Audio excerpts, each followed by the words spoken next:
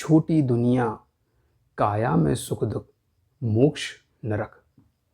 छोटी दुनिया, काया में सुख दुख, मोक्ष नरक। छोटी दुनिया, छोटी दुनिया का अर्थ क्या है? दुनिया का अर्थ हम समझेंगे यह संसार, यह जगत। यह संसार यहाँ पर इसका अर्थ यह संसार नहीं है। पूज्यवर का जो सोच था वह बहुत महान था, बहुत गहरा था। यहाँ पर उन्होंने छोटी दुनिया लिखा है, तो हम इस दुनिया का अर्थ क्या समझेंगे कि यह दुनिया तो पूरा संसार है। नहीं, ये पूरी दुनिया संसार यहाँ पर इस अर्थ में नहीं लिया। उनका जो अर्थ यहाँ पर है छोटी दुनिया, ये दो अर्थों में है। छोटी दुनिया का अर्थ है, दुनिया का अर्थ है यहाँ पर क्या? हमारा जीवन। हमारा जीवन कितना है? छोटा सा जीवन है, जिसमें से बचपन और बुढ़ापे में निकल गया, बीच का छोटा सा समय बचता है, बस वही हमारा समय है। दूसरा यहाँ पर दुनिया का अर्थ क्या है? दुनिया का पूज्यवर कहते थे कि संसार से मुक्त हो गए, संसार में रुके हुए हैं, संसार को छोड़कर चले गए। तो किस संसार को छोड़कर चले गए? किस संसार से मुक्त हो गए? अरे इस संसार से नहीं मुक्त हो गए, इस संसार से नहीं बंधे हुए हैं। क्या हम और आप इस पूरे संसार से बंधे हैं? नहीं। हम और आप किससे बंधे हैं? ये जो शरीर है यही हमारा संसार है। ऐसा पूज्यवर का महान सोच था। वो क्या कहते थे कि ये जो हमारा शरीर है यही हमारा क्या है? संसार है, यही हमारा जगत है। हमें बाहर इतने बड़े जगत को नहीं देखना, इतने बड़े जगत से हम नहीं रुके हुए हैं। हम तो किससे रुके हैं? ये जो हमारा छोटा सा शरीर है, बस इससे, जो कि शरीर प्रमाण है, यही हमारा जो क्या है, इसी में हम बंधे हुए हैं। यही हमारा क्या है? यही हमारी दुनिया है, यही हमारा शरीर है। यहाँ पर पूज्यवर का जो छोटी दुनिया का अर्थ है वो यही है कि ये हमारा जो शरीर है यही हमारी दुनिया है, और इसी से हम बंधे हुए हैं, और हमें इसी से मुक्त होने की बात करते हैं। जब भी कहते हैं कि संसार से मुक्त होना है, संसार से मुक्त होना है, तो हम क्या सोचते हैं कि ये पूरा जो संसार हमको दिख रहा है ना, ये हमारे बंध का कारण है। संसार बंध का कारण नहीं है। संसार कहीं नहीं जाने वाला। हमारा जो शरीर है यही हमारा संसार है, इसी से हम बंधे हुए हैं। आगे पूज्यवर क्या कहे? काया में सुख दुख। क्या कहते हैं? काया में सुख दुख। काया में सुख दुख का अर्थ क्या है कि जो बाह्य पदार्थ में दृष्टि रखने वाला मिथ्या दृष्टि जीव है, वह क्या करता है? अपने शरीर में ही सुख दुख देखता है।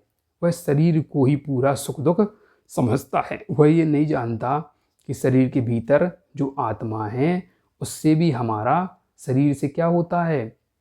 कर्मों का बंध होता है, कर्मों का आश्रव होता है, कर्मों से बंधती हो उसकी आत्मा। वह नहीं जानता मिथ्या दृष्टि जीव। वह तो शरीर के, काया के आनंद को ही आनंद समझता है, उसी को मज़ा समझता है, उसी को संसार समझता है कि यही जीवन है।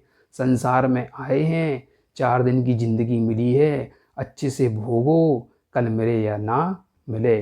तो क्या करता है? पूरे जीवन शरीर के भोगों को भोगता रहता है। कहते हैं ना कि भैया छोटा सा जीवन मिला है, सारे सुखों को भोग लो। तो मिथ्या दृष्टि जीव क्या करता है? उन शरीर के जो पंचेंद्रिय हैं उनको, उनके विषयों को भोगता रहता है। हम देखते हैं कि जब पंचेंद्रिय के विषयों को भोगता है तब भोगते समय कैसा लगता है? बड़ा आनंद आता है। पंचेंद्रिय के विषयों को भोगते समय कैसा लगता है? बड़ा आनंद की अनुभूति होती है। लेकिन जब इन पंचेंद्रिय के विषयों को भोग लेते हैं तब अंदर कैसा महसूस होता है? दुख का अनुभव करता है कि यह भोग मैंने क्यों भोगे थे। जैसे हम देखते हैं कि कोई रसना इंद्रिय का जब विषय होता है तो क्या रहता है? बड़े बड़े अच्छे अच्छे पकवान खाते हैं, नई नई रेसिपी बनवा के घर पे खाते हैं, और फिर जब शरीर रोगों से घिर जाता है तब हम सोचते हैं कि हमने यह सब क्यों खाया था। ऐसे ही चक्षु इंद्रिय के विषय हैं कि हम इन आँखों से क्या क्या देखते रहते हैं, लेकिन देखते समय तो बड़ा सुख का अनुभव करते हैं, लेकिन जब देखने के बाद कैसा महसूस करते हैं कि इन विषयों को हमने क्यों देखा था। ऐसे कर्णेंद्रिय के विषयों को जानना चाहिए कि हम अपने कानों से क्या क्या सुनते रहते हैं। अनर्गल बातें सुनते रहते हैं, दूसरों की बुराइयां सुनते रहते हैं, और क्या करते हैं? फालतू के वचनों को सुनते रहते हैं। उसके बाद हम अनुभव करते हैं कि हमने इन विषयों को क्यों सुना, इनसे हमारी ही शांति भंग हो गई है और इन कर्णेंद्रिय के विषयों को हमको नहीं सुनना चाहिए था।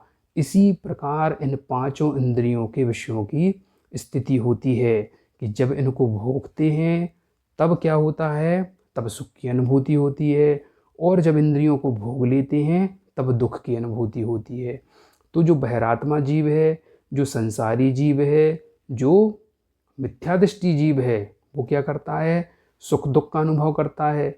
और जो आगे अगर हम देखते हैं कि जो सम्यक दृष्टि जीव होता है वह भी सुख दुख का अनुभव करता है।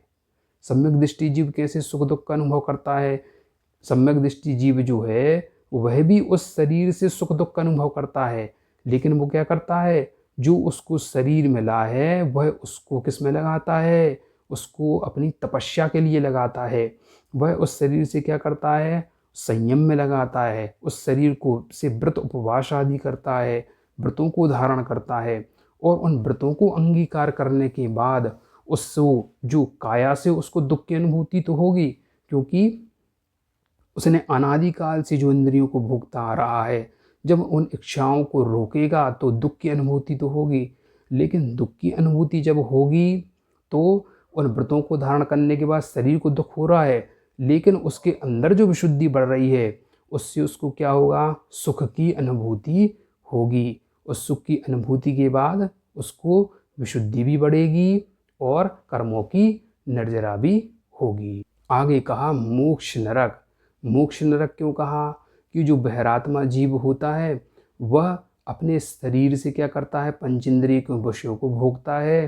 तो उन पंचेंद्रियों के विषयों को भोगकर उसने भी सुख दुख का वेदन किया, तो उन सुख दुख के वेदन करके वह कहाँ जा रहा है, वह नरक के द्वार में जा रहा है। और ऐसे ही जो सम्यक दृष्टि जीव है वह भी उन शरीर से सुख दुख का अनुभव कर रहा है, लेकिन उसने उस शरीर को किस में लगा दिया, उस शरीर से उसने तप कर लिया, व्रतों को धारण कर लिया। तो उस शरीर से उसने जो पंचेंद्रिय के विषयों को रोका, इच्छाओं को रोका, तो उससे क्या हो गया, उससे उसकी कर्मों की निर्जरा हो गई, और कर्मों की निर्जरा होने से उसको मोक्ष की प्राप्ति होगी। आज तो उन व्रतों को धारण कर रहा है, लेकिन धीरे धीरे ऐसी व्रतों को धारण करते करते उसकी निर्जरा होती जाएगी और वह भी मोक्ष सुख को प्राप्त कर लेगा। इस पूरे हाइक्यू में हमने देखा कि पूज्यवर ने कितना महान अर्थ यहाँ पर हम सभी को बताया। संक्षिप्त में हम इसको फिर समझते हैं कि जो छोटा सा जीवन है, छोटा सा संसार है, वहाँ पर इनका जो अर्थ है कि हमें जो छोटा सा जीवन मिला है, इस पर्याय का, जिस शरीर में हम रुके हुए हैं, यह हमारा इस पर्याय का जो छोटा सा जीवन है, इसमें हमारी जो छोटी सी दुनिया है, कौन सी दुनिया, जिस शरीर में हम रुके हुए हैं, जिस शरीर में हम फंसे हुए हैं, जिस पर्याय में हम फंसे हुए हैं, इसमें क्या है, इस छोटे से जीवन में हम क्या कर रहे हैं, सुख दुख का अनुभव कर रहे हैं। चाहे आप शरीर बहिरात्मा जीव बन के, मिथ्यादृष्टि बन के सुख दुख का अनुभव कर लो, चाहे आप इस शरीर से सुख दुख का अनुभव कर लो सम्यक दृष्टि बनकर। व्रतों को धारण करने से भी व्यक्ति को शरीर को कष्ट होगा, और जब मिथ्यादृष्टि जीव है वह भी क्या करेगा, इंद्रियों को भोगने के बाद उससे दुख का अनुभव करेगा। इंद्रियां भी क्षीण हो जाएंगी और दुख का अनुभव भी करेगा। दुख की अनुभूति वहाँ भी है, दुख की अनुभूति, कष्ट की अनुभूति यहाँ भी है। लेकिन जो सम्यक दृष्टि जीव है उसको कष्ट जरूर हुआ, लेकिन उसके अंदर शांति और सुख की अनुभूति हुई। उसने अंदर से सुख का अनुभव किया, उसकी आत्मा को सुख पहुँचा, और उसके जो कर्म थे उनकी निर्जरा हो रही है, बंधे हुए कर्म की निर्जरा हो रही है, और धीरे धीरे इसी प्रकार वह आगे मोक्ष सुख को पालेगा। एक ने स्वर्ग पाया, एक ने नरक पाया। सम्यक दृष्टि जीव स्वर्ग जाएगा और मिथ्या दृष्टि जीव नरक का मार्ग को अपना रहा है। इस तरह से हमने देखा, इस पूरे हाइकू का अर्थ हमने समझा। बहुत ही बढ़िया पूज्यवर ने ये हम सभी को अर्थ यहाँ पर अच्छे अच्छे हाइकू दिए हैं, जिनका अर्थ हम यहाँ पर सभी समझ रहे हैं, और आगे के हम फिर नए हाइकू में चर्चा करेंगे। तब तक के लिए बोलिए परम पूज्य आचार्य गुरुवर श्री विद्यासागर महामुनि राज की जय।